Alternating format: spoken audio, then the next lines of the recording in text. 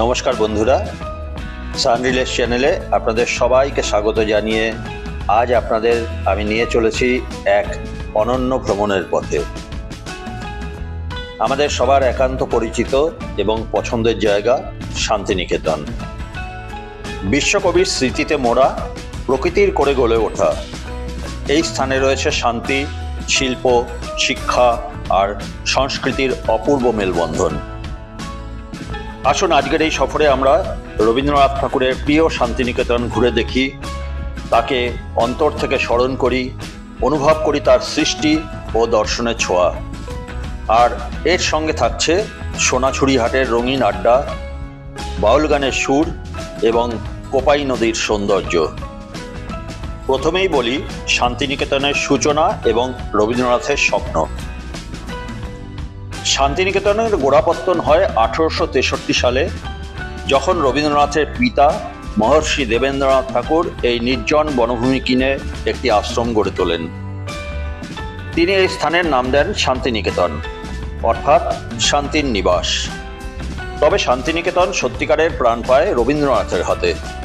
1901 সালে তিনি এখানে মাত্র 5 জন ছাত্র নিয়ে ব্রহ্মচর্যাশ্রম নামে এক শিক্ষা কেন্দ্র শুরু করেন।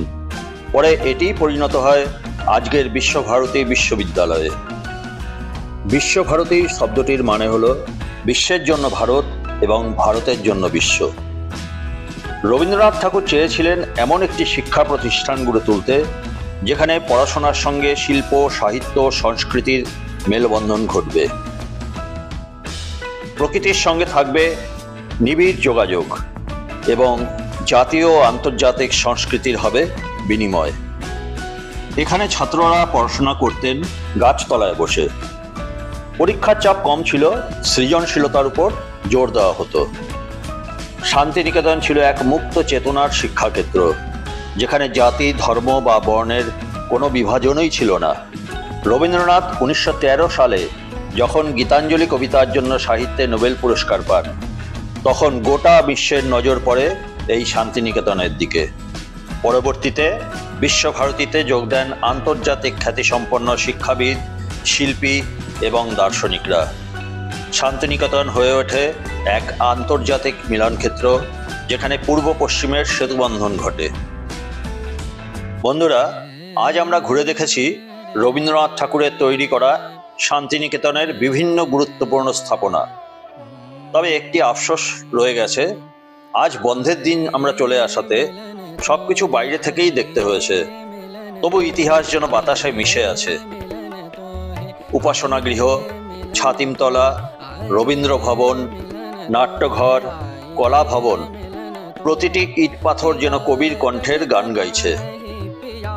বিশ্বভারতী ক্যাম্পাসের স্নিগ্ধ প্রকৃতি, ছায়াঘেরা পথ, শিল্পকর্মের ছোঁয়া, সব মিলিয়ে মনে হচ্ছিল যেন রবীন্দ্রনাথ এখনো আছেন আমাদের পাশে। যদিও আজকে বন্ধের দিন, তবুও বলি খোলা থাকলেও সব স্থাপনাতেই ফটো তোলার অনুমতি নেই।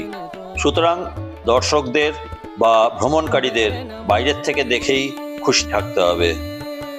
আমি আপনাদের অনুরোধ করব, আপনারা যেভাবে আমি বাইরের থেকে দেখাতে পেরেছি তাই দেখার চেষ্টা করুন।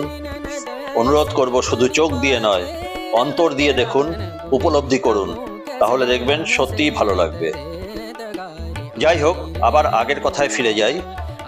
জীবনের শেষ পর্বে রবীন্দ্রনাথ শান্তিনিকেতনের সৌন্দর্যে, ছাত্র শিক্ষকদের আন্তরিকতায় এবং নিজ হাতে গড়া তার স্বপ্নের বিশ্বভারতীতে নিজেকে আরও নিবেদন করেন। তার মৃত্যুর আগের বছরগুলোতে শান্তিনিকেতনই ছিল তার আশ্রয়, সৃষ্টি ও দর্শনের কেন্দ্রবিন্দু। এখানে আমি কয়েকটি গুরুত্বপূর্ণ স্থাপনা নিয়ে বলছি। একটি হলো ছাতিমতলা, শান্তিনিকেতনের সবচেয়ে পবিত্র স্থান, যেখানে দেবেন্দ্রনাথ ঠাকুর ধ্যানমগ্ন হতেন। আরেকটি হলো উপাসনা গৃহ, খোলা ছাদের নিচে প্রার্থনা করার স্থাপনা, যেখানে ধর্মীয় বিভাজন ছাড়াই ঈশ্বরের উপাসনা হয়। আরেকটি সবচেয়ে গুরুত্বপূর্ণ রবীন্দ্র ভবন, রবীন্দ্রনাথের ব্যবহার করা বই, পোশাক, আসবাবপত্র এবং তার রচনা সংরক্ষিত আছে এখানে। এটি হলো শান্তিনিকেতনের অন্যতম দর্শনীয় স্থান। বন্ধুরা, কবিগুরুর কিছু নিজস্ব গুরুত্বপূর্ণ উক্তি আপনাদের শোনাতে আমার মন খুব চাইছে। আপনারা ভিডিওর যে স্থানগুলো দেখানো হচ্ছে সেগুলো দর্শন এবং উপভোগ করুন, এবং আমি এই উক্তিগুলো আপনাদের শোনাচ্ছি। 1 নম্বরে, শান্তিনিকেতনের দর্শন প্রকাশ করে উনি বলেছিলেন, আমি চেয়েছিলাম প্রকৃতির মাঝে শিক্ষাদান হোক, যেখানে ছাত্রের মন খুলে উদার আকাশের নিচে। 2 নম্বরে, বিশ্বভারতীর আদর্শ নিয়ে কবিগুরু বলেছেন, বিশ্বভারতী যেখানে বিশ্বের সব জাতির মানুষ একত্রে মিলিত হবে জ্ঞানের পূর্ণতায়, চেতনায় ও সহযোগিতায়। 3 নম্বর, শান্তিনিকেতনের শিক্ষা পদ্ধতি নিয়ে বিশ্বকবি বলেছেন, পাঠশালার প্রাচীরের মাঝে নয়, প্রকৃতির অনন্ত বিস্তারের মাঝে শিশুকে পাঠ দিতে হবে। 4 নম্বরে, শান্তি ও শিক্ষার সম্পর্ক নিয়ে রবীন্দ্রনাথ ঠাকুর বলেছিলেন, শান্তির দ্বারা সত্য শিক্ষা অর্জিত হয়, অশান্তিতে শুধুই ভীতি জন্মায়। 5 নম্বরে বিশ্বকবি বলেছেন প্রকৃতি ও মানুষের বন্ধন নিয়ে। সেখানে বলেছেন, মানুষ যদি প্রকৃতির কাছ থেকে বিচ্ছিন্ন হয় তবে সে নিজের মূলের সঙ্গে বেইমানি করে। 6 নম্বর, কবিগুরু শিক্ষা ও সৃষ্টিশীলতার মেলবন্ধন নিয়ে বলেছেন, শিক্ষা যেন হয় আমাদের আনন্দের, জীবন প্রদীপের মতো উজ্জ্বল, কেবল রুটিনের বোঝা নয়। এবারে 7 নম্বর এবং শেষ উক্তি আমি বলবো আপনাদের। এটি বিশ্বকবির উক্তি, এখানে আমরা চাই হৃদয় যেন প্রসারিত হয়, মন যেন মুক্তি পায় এবং জ্ঞান যেন বিশ্বজুড়ে বিস্তার লাভ করে। বন্ধুরা, আশা করি কবিগুরুর এই উক্তিগুলোর মর্মার্থ আপনারা হৃদয় থেকে অনুভব করতে পেরেছেন। যাই হোক, আমি আগে এগিয়ে যাই। আপনারা বিভিন্ন স্থাপনা দেখতে পাচ্ছেন অবশ্যই বাইরে থেকে। আশা করি আপনাদের ভালো লাগছে।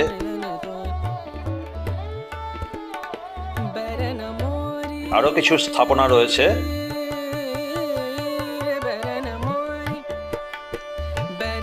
এটা কলা ভবন, ভিতরে বিভিন্ন শিল্পীর শিল্প ভাস্কর্য রয়েছে, দেখতে পাচ্ছেন।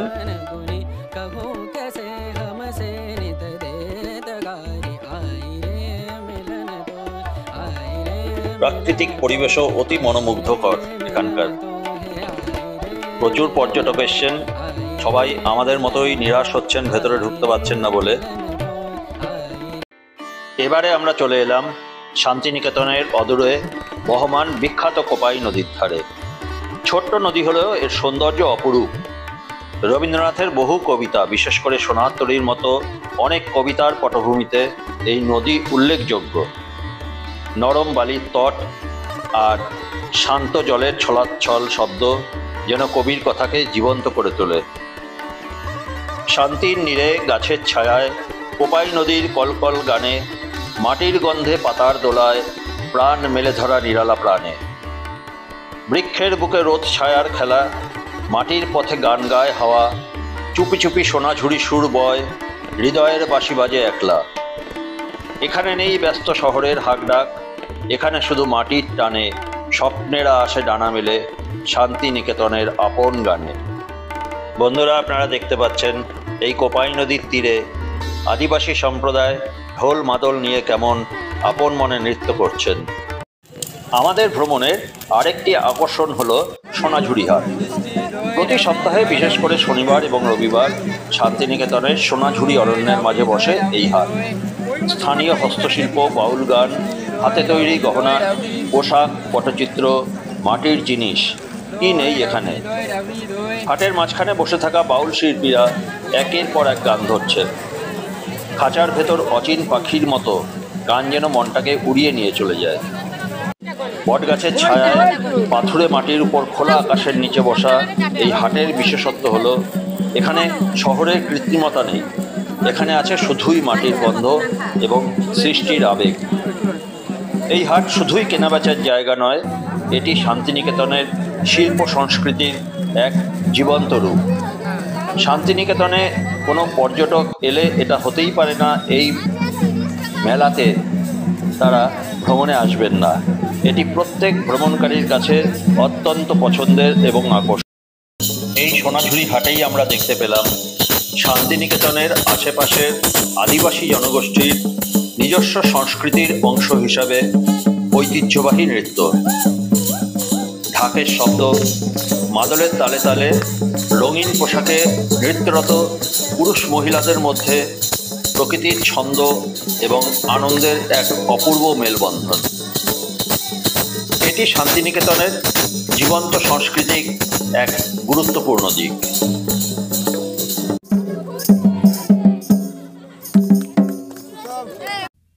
ভ্রমণের শেষ পর্যায়ে এসে ক্ষুধার্ত পেট নিয়ে আমরা চলে এলাম শান্তিনিকেতনের বিখ্যাত রামশ্যাম রেস্তোরাঁয়। এটি শুধুই একটি রেস্তোরাঁ নয়, এক প্রকার শান্তিনিকেতনের খাদ্য সংস্কৃতির অংশ।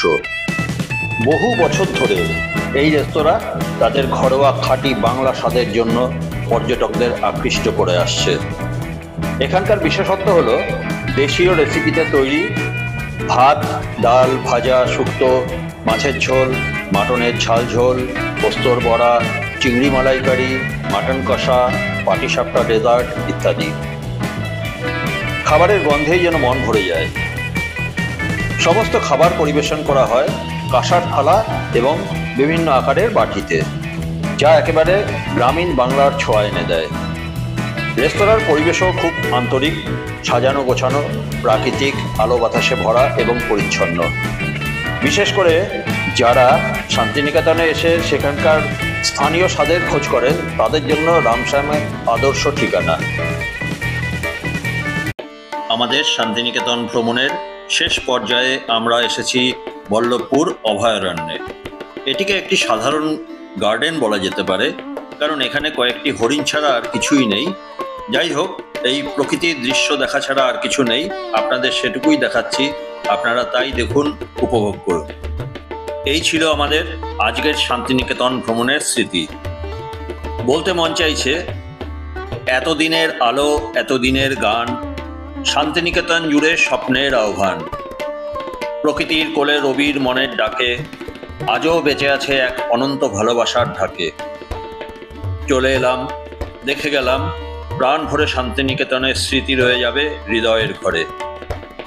শান্তিনিকেতন বিশ্বকবির স্বপ্নের ভূমি, প্রকৃতির কোলে গড়ে ওঠা এক অনন্য সৃষ্টি।